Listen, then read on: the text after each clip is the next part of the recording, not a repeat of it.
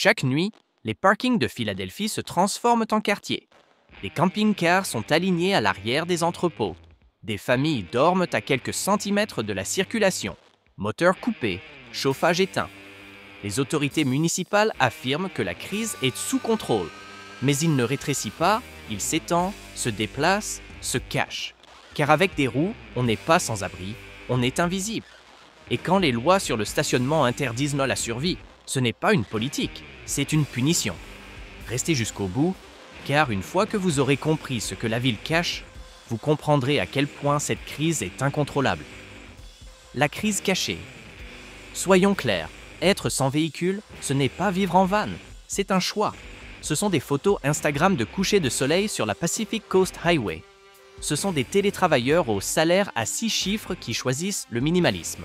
Être sans véhicule, c'est une famille de 4 personnes qui dort dans une Toyota Camry de 2003 parce qu'elle a été expulsée. C'est un vétéran de 67 ans qui vit dans un camping-car en panne derrière le Walmart d'Aramingo Avenue, choisissant entre l'essence et le dîner. Le terme « sans-abri » désigne toute personne dormant dans des lieux non conçus pour l'habitation humaine. Parcs, voitures, bâtiments abandonnés, stations de métro. Les habitants de véhicules désignent spécifiquement les personnes utilisant des voitures, des fourgonnettes, des camping-cars ou des camions comme abri principal. Voici pourquoi la crise de Philadelphie est invisible. Le recensement ponctuel de la ville a recensé 905 personnes sans abri en 2024. Mais les habitants de véhicules apparaissent rarement dans ces recensements. Pourquoi ? Parce que les directives fédérales permettent aux villes d'exclure les résidents de camping-cars si le véhicule semble habitable, c'est-à-dire s'il a 4 murs et un toit. Alors, une famille vivant dans un camping-car avec une plomberie cassée, sans chauffage et une immatriculation expirée, ils sont statistiquement invisibles. Parallèlement, des termes comme « stationnement sécurisé » désignent des emplacements désignés où les automobilistes peuvent se garer légalement la nuit, avec accès aux toilettes et aux services. Les rafles sont des opérations municipales qui obligent les gens à déménager, souvent en remorquant leur domicile. Et avec la règle des 10 ans, nous en arriverons bientôt à ce cauchemar. Les sans-abri automobilistes de Philadelphie ne sont pas ceux que l'on croit. 73% d'entre eux sont sans domicile fixe pour la première fois. Beaucoup ont un emploi. Ils ne fuient pas le logement. Se loger est devenu mathématiquement impossible. La crise n'est pas ce que les gens imaginent. Elle est bien plus insidieuse que cela. Et quand on regarde qui vit réellement dans ces véhicules, les stéréotypes s'effondrent complètement. Ce ne sont pas des vagabonds ou des gens qui ont abandonné. Ce sont vos anciens voisins. C'est la personne qui vous a servi le café la semaine dernière. C'est l'assistante scolaire qui a aidé votre enfant à apprendre à lire. Ils avaient des appartements, des emplois, des routines. Ils payaient des impôts et un loyer et croyaient au système, jusqu'à ce que le système rende impossible le maintien dans un logement. Alors, comment passe-t-on du paiement d'un loyer à la nuit dans un parking ? La réponse n'est pas une catastrophe isolée, c'est une cascade, où chaque élément qui tombe rend le suivant inévitable. Le gouffre entre salaire et loyer. Le revenu médian des ménages de Philadelphie est de 60 302 $ par an. Un appartement d'une chambre à Philadelphie coûte aujourd'hui en moyenne 1 751 $ par mois. Cela représente 21 012 $ par an, soit plus de 35% de ce revenu médian, bien au-delà du seuil de 30% recommandé pour les frais de logement. Mais voici le véritable problème. Entre janvier 2018 et mars 2022, le loyer moyen à Philadelphie a augmenté de 19%. Les salaires, seulement 2,5%. Cela représente un écart de 16,5% entre ce que les gens gagnent et ce qu'ils doivent payer. Vous travaillez à temps plein au salaire minimum de Pennsylvanie, soit 7 $ et 25 cents de l'heure. Cela représente 15 080 $ par an. Il vous faudrait travailler 80 heures par semaine, soit le double du temps plein, juste pour vous permettre un studio dans le quartier le moins cher. Et alors, l'expulsion. En 2023, 43% des personnes admises dans les refuges de Philadelphie se retrouvaient sans abri pour la première fois. D'abord, les loyers impayés, puis le tribunal d'expulsion, et puis la voiture devient la seule option. Et voici ce qui rend la situation encore plus accablante. Philadelphie affiche l'un des taux de ménage accablés par le loyer les plus élevés du pays. Près de 50% des locataires consacrent plus de 30% de leurs revenus au logement. Cela signifie que la moitié de la ville est à un coût d'urgence de l'expulsion. Une facture médicale, une réparation automobile, une réduction d'horaire. La moindre dépense imprévue devient un point de bascule. Le calcul est tout simplement impossible et des milliers de familles le découvrent chaque mois. Mais perdre son appartement n'est que le début. Ce qui suit révèle comment tout le système est conçu pour vous maintenir à terre. Ce que vous avez vu jusqu'ici n'est qu'un aperçu. Abonnez-vous et suivez-moi. La prochaine partie vous montrera comment une simple politique a transformé la survie en crime. La règle des 10 ans et le verrouillage des Isler, parc de camping-car. Vous avez perdu votre appartement, mais vous avez un camping-car. Problème résolu, n'est-ce pas? Faux. La plupart des parcs de camping-car de Pennsylvanie appliquent la règle des 10 ans. Ils n'acceptent aucun camping-car de plus de 10 ans. Cette règle est censée garantir la qualité et l'esthétique. En réalité, il s'agit d'une discrimination économique. Une famille de travailleurs avec un camping-car de 15 ans valant 5 000 $, on lui refuse l'accès. Pendant ce temps, un couple de retraités avec un camping-car neuf à 50 000 $, bienvenue à bord. Même avec un camping-car récent, les coûts sont exorbitants. Les aires de camping-car privés près de Philadelphie facturent entre 40 et 65 $ par nuit, soit 1 200 à 1 950 $ par mois, plus cher que bien des appartements. Les parcs d'État, ils limitent les séjours à 14 jours consécutifs, obligeant à des déménagements constants toutes les 2 semaines. Et voilà l'ironie la plus cruelle. Les aires de camping-car à vocation touristique privilégient les vacanciers. En été, les familles qui travaillaient sont complètement chassées parce que les touristes paient plus cher. Du coup, impossible de se payer un appartement, impossible d'entrer dans une aire de camping-car. Où aller? La rue. Et c'est là qu'on découvre que la rue a ses propres règles, des règles qui n'ont jamais été conçues pour des gens qui tentent de survivre. Contrôle du stationnement, une criminalisation du sans-abrisme. La réglementation du stationnement à Philadelphie n'a pas été conçue pour les automobilistes, mais elle est devenue le principal outil de criminalisation des sans-abri. La ville impose une limite de stationnement de 72 heures. Si votre voiture ne bouge pas tous les 3 jours, elle peut être verbalisée ou mise en fourrière. Des interdictions de stationnement de nuit existent dans de nombreuses zones résidentielles. Se garer dans les zones commerciales la nuit, c'est également une infraction. L'autorité du stationnement de Philadelphie ne fait pas de distinction entre un véhicule abandonné et un domicile. La structure des amendes est brutale. Première infraction de stationnement, 26 à 51 $. 3 contraventions ou plus impayées. Votre véhicule est mis à la porte. Véhicule mis à la porte non payé. Remorquage et fourrière. Frais de remorquage et de fourrière. 104 $ à récupérer, plus toutes les amendes impayées. Imaginez, vous vivez dans votre voiture. Vous travaillez dans un entrepôt du nord-est de Philadelphie, mais vous n'avez pas les moyens de vous payer un appartement.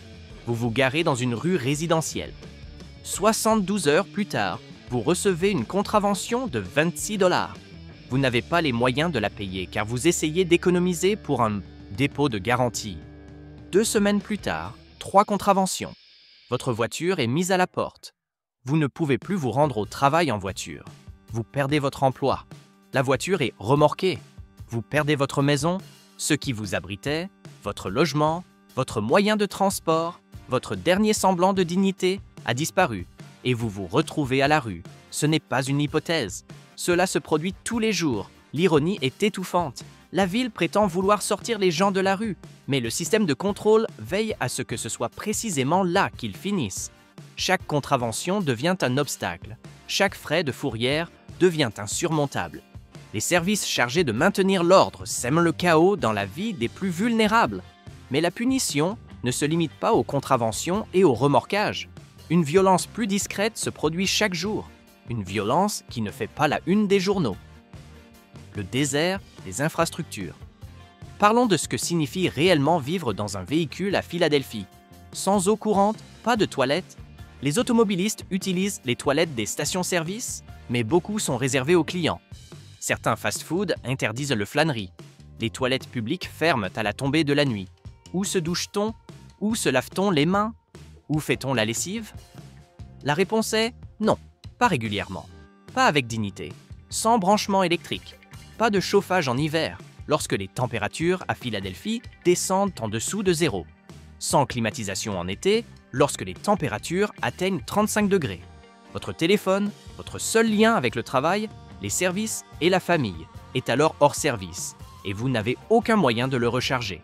Sans évacuation des eaux usées, les eaux grises des éviers et les eaux noires des toilettes n'ont nulle part où aller. Certains les jettent illégalement, faute d'autres choix. Cela crée des risques sanitaires et dresse les habitants contre les automobilistes, alimentant l'image de nuisance des camping-cars. Les infrastructures ne sont pas conçues pour la survie, elles sont conçues pour la rendre impossible. Chaque besoin humain fondamental devient une crise quotidienne. Se brosser les dents, utiliser les toilettes, se réchauffer, se rafraîchir.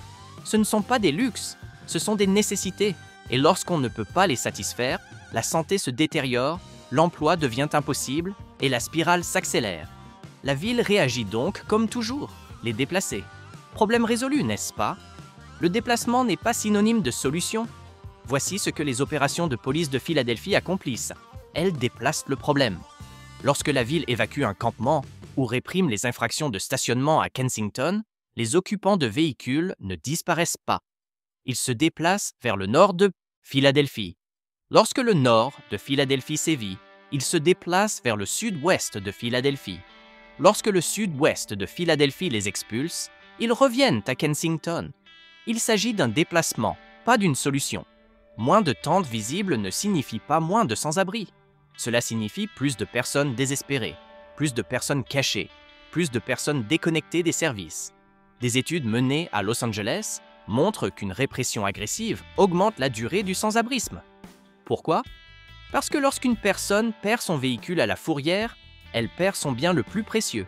Elle passe de la rue à la rue, une situation bien plus dangereuse et déstabilisante. Chaque remorquage, chaque contravention, chaque ratissage éloignent encore plus les gens de la stabilité. Et pourtant, Philadelphie perpétue les mêmes politiques inefficaces. La ville dépense des millions pour la répression, des millions pour des amendes jamais payées, des millions pour des fourrières où les gens n'ont pas les moyens de récupérer les véhicules. Tout cet argent, tous ces efforts, et le sans-abrisme ne cesse de croître. Il ne s'agit pas seulement de statistiques ou d'échecs politiques. Il s'agit de personnes réelles dont la vie est détruite par un système censé les aider. Impact. Mettons des visages sur cette crise. Linda, 64 ans, a travaillé comme assistante scolaire pendant 23 ans. Après le décès de son mari, elle n'a plus pu payer son loyer avec un seul revenu. Elle a acheté un camping-car 1998 pour 3 000 $, mais tous les parcs de camping-cars l'ont refusé à cause de la règle des 10 ans. Elle se gare dans une rue différente chaque soir, terrifiée par les contraventions. Le mois dernier, elle a attrapé une bronchite après avoir dormi dans le froid. Sans domicile fixe, elle ne peut ni se faire livrer ses médicaments, ni recevoir les documents de retraite de son défunt mari. Elle a travaillé toute sa vie, cotisé au système, et maintenant, le système l'a complètement abandonnée. La famille Martinez, Marcus, Sophia et leurs 2 enfants de 7 et 9 ans vivent dans un monospace Honda Odyssey de 2006. Marcus travaille de nuit dans un centre de distribution. Sophia fait le ménage dans les bureaux le jour. Ils gagnent ensemble 48 000 $. Mais depuis l'expulsion inscrite sur leur casier judiciaire, plus aucun propriétaire ne veut leur louer un logement. Les enfants font leurs devoirs grâce au Wi-Fi de la bibliothèque. Mais ils ne peuvent pas dire à leurs enseignants qu'ils sont sans domicile fixe, de peur d'être séparés par les services sociaux. Chaque matin, ils se lèvent avant l'aube, se rendent à une station-service pour se laver et font comme s'ils venaient d'un foyer normal. Le stress les accable, mais ils persistent. Car quelle autre solution? James, un ancien cuisinier de 32 ans, s'est blessé au travail et n'a pas pu travailler pendant 3 mois. Il a perdu son appartement, a emménagé dans sa voiture et a commencé à utiliser un programme de stationnement sécurisé à une centaine de kilomètres de là, dans le comté de Berks. Grâce à un stationnement stable, à un accès aux toilettes et à un suivi personnalisé, il a pu faire renouveler sa carte d'identité, demander des prestations d'invalidité, trouver un nouvel emploi et emménager dans un logement de transition, le tout en 86e jours. Même situation, autre système de soutien, autre issue, mais James est l'exception. Linda et la famille C. Martinez représentent la norme. Vivre dans un véhicule nuit à la santé. Le stress constant, le manque de sommeil, l'exposition à des températures extrêmes et le manque d'hygiène provoquent des maladies chroniques. Les personnes qui vivent dans un véhicule présentent des taux plus élevés d'infections respiratoires, d'infections cutanées et de crises de santé mentale. Cela détruit l'emploi. Sans adresse fixe, impossible de recevoir du courrier, de vérifier son identité ou de maintenir sa crédibilité professionnelle. Les employeurs ne rappellent pas les candidats qui indiquent l'adresse d'une station-service. C'est une atteinte à la dignité. Imaginez expliquer à votre enfant pourquoi il ne peut pas recevoir d'amis, pourquoi il ne peut pas prendre de douche avant l'école, pourquoi il doit faire comme si tout était normal. Le coût psychologique est dévastateur. La peur constante d'être découvert, la honte de cacher sa réalité à tous ceux qu'on connaît, l'épuisement de ne jamais se sentir en sécurité, de ne jamais se sentir reposé, de ne jamais se sentir humain. Les enfants vivant dans des véhicules présentent des taux plus élevés de retard de développement, de difficultés scolaires et de traumatismes émotionnels. Les adultes souffrent de dépression, d'anxiété et de désespoir à des taux bien supérieurs à ceux de la population générale. Il ne s'agit pas seulement d'une crise du logement, c'est une crise humanitaire qui se cache au grand jour. Et voici ce qui devrait mettre tout le monde en colère. Philadelphie a le pouvoir d'arrêter tout cela. D'autres villes l'ont déjà compris. Ceux qui fonctionnent. Voici la vérité. Nous savons exactement comment résoudre ce problème. D'autres villes l'ont fait. Les modèles existent. Les données prouvent leur efficacité. Philadelphie a juste besoin de la volonté politique de les mettre en œuvre. Santa Barbara, en Californie, met en place un programme de stationnement sécurisé depuis 2004. Ce programme a accueilli des milliers de personnes en voiture et a permis à près d'1 millier de personnes d'accéder à un logement permanent. Le programme de San Diego, géré par le Jewish Family Service, propose des parkings sécurisés avec accès sécurisé, des toilettes et des douches sur place, une prise en charge des dossiers, dans les 72 heures suivant l'admission, une aide à l'identification, 90% des personnes obtenant leurs documents dans les 7 jours, des services d'emploi et des formations en éducation financière, un accompagnement au logement avec une location sous 30 jours pour les participants qualifiés et un taux de rétention de 85% sur 24 mois. Le coût ? Environ 30 $ par véhicule et par nuit, soit le même prix qu'un lit en refuge. Mais contrairement au refuge, le stationnement sécurisé accueille des familles entières, inclut le transport en véhicule et assure la continuité de l'emploi. Le comté de Los Angeles a lancé le projet pilote de logement temporaire Pathway Home RV en novembre 2024. Ce modèle comprend un parking en location principale, pouvant accueillir 14 camping-cars, jusqu'à 20 participants, bénéficiant de services d'accompagnement, d'un accompagnement en logement sur place, d'un soutien en santé mentale et en toxicomanie, et d'un accès direct à un logement permanent. Les participants conservent leur véhicule pendant la durée des services, ce qui assure la stabilité, la préservation de leurs actifs et une sécurité immédiate. Dreams for Change à San Diego a été le pionnier du modèle collectif en 2009, avec un parking sécurisé, centralisé et des services complets. Leurs indicateurs de performance clés sont éloquents. Évaluation initiale dans les 72 heures, 95% de conformité, obtention d'une pièce d'identité dans les 30 jours, 90% de réussite, dont 90% dans les 7 jours, location dans les 30 jours suivant l'admissibilité au logement, 80% de réussite, ratio de charge de travail, un gestionnaire de cas pour 25 participants maximum, maintien en logement permanent après 24 mois, 85%. Il ne s'agit pas d'objectifs ambitieux, mais de résultats concrets issus de programmes concrets au service de personnes réelles. Philadelphie peut dès maintenant actionner des leviers politiques spécifiques. Premièrement, supprimer la règle des 10 ans, remplacer les restrictions d'âge par des inspections de sécurité. Si un camping-car répond aux normes d'habitabilité de base, comme des freins fonctionnels, une intégrité structurelle et l'absence de fuite de gaz, il est admissible au stationnement. Cela ouvre immédiatement l'accès à des milliers de familles. Deuxièmement, délimiter les zones de stationnement longue durée. Désigner des zones spécifiques, des parkings sous-utilisés, en bordure des zones commerciales, où les véhicules peuvent légalement stationner longue durée avec service. Collaborer avec les églises, les entreprises et les associations pour activer les places. Troisièmement, moderniser les infrastructures. Installer des sanitaires, des points d'eau et des branchements électriques aux endroits désignés. Le coût est minime comparé au coût actuel de contrôle, de service, d'urgence et d'hospitalisation de la ville. Quatrièmement, rendre obligatoire l'inclusion de la définition fédérale. Exiger que le décompte ponctuel de Philadelphie inclue tous les occupants d'un véhicule, quel que soit le type de véhicule. Des données précises permettent un financement et des politiques précis. Cinquièmement, réorienter les budgets de contrôle. La Philadelphia Parking Authority dépense des millions en contraventions, remorquage et mise en fourrière.